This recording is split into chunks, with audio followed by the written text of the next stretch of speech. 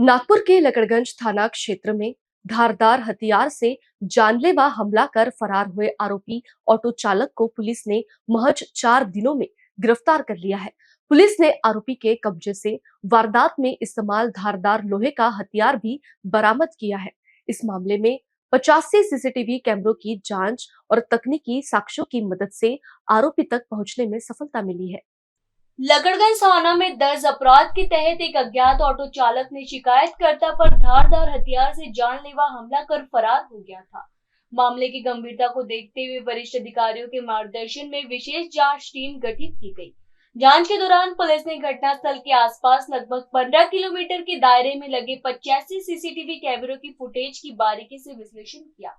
तकनीकी साक्ष्य और गुप्त सूचना के आधार पर पुलिस ने 19 वर्षीय आरोपी गौरव विशाल बोदले निवासी लश्करी बाग नागपुर को हिरासत में लेकर पूछताछ की।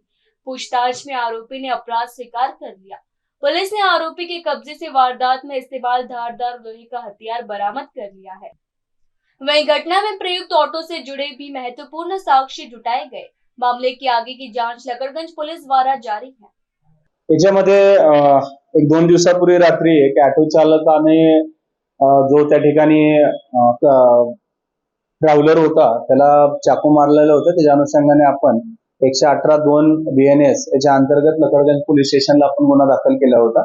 अननोन आरोपी होता, परंतु त्याच्यामध्ये आपल्याला जे काही सीसीटीव्ही फुटेज मिळालं जवळपास आपण 85 कॅमेरे त्याच्यामध्ये पाहिले। त्याच्यामध्ये लकड़गंज डीबीने अतिशय चांगल्या पद्धतीने त्या ठिकाणी काम केलं आणि त्याच्यामध्ये रेकॉर्डवरचा हा गुन्हेगार आहे। त्याच्यावरती कोतवाली आणि पाचपावली या ठिकाणचे सुद्धा गुन्हे आहेत। त्याच्या अनुषंगाने त्याच्यावर पूर्वी प्रिव्हेंटिव्ह ऍक्शन सुद्धा आपल्याला झालेली होती, पण त्या दिवशी तो जो ऑटो चालक आहे त्यांनी ती मारहाण केली आणि त्याच्या संदर्भात त्याला आपण अटकही केलेला आहे आणि त्याच्याकडून जे गुन्ह्यात वापरलेलं हत्यार सुद्धा आपण जप्त केलेलं आहे।